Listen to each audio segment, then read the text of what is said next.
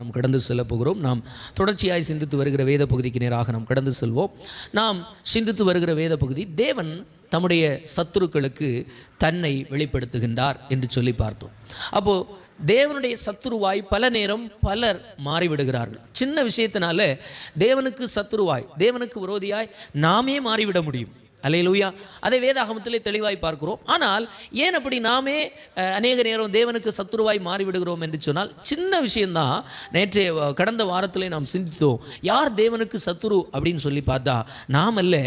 தேவனுக்கு சத்துரு ஆல்ரெடி ஒருத்தர் இருக்கிறான். அவனை ஆண்டவர் தம்முடைய வேலையை செய்வதற்காக, தன்னுடைய கடமைகளை நிறைவேற்றுவதற்காக ஆண்டவர் மனிதனை காட்டிலும் வல்லமையிலும் சத்துவத்திலும் மகத்துவத்தையும் உடைய தேவதூதனாக, தேவனுடைய தூதுவனாக ஆண்டவர் படைத்த ஒரு கூட்ட தூதர்கள் ஆண்டவருக்கு விரோதமாக யுத்தம் பண்ணி ஆண்டவருக்கு விரோதியாய் மாறி தேவனுக்கு சத்துருவாக மாறினான்.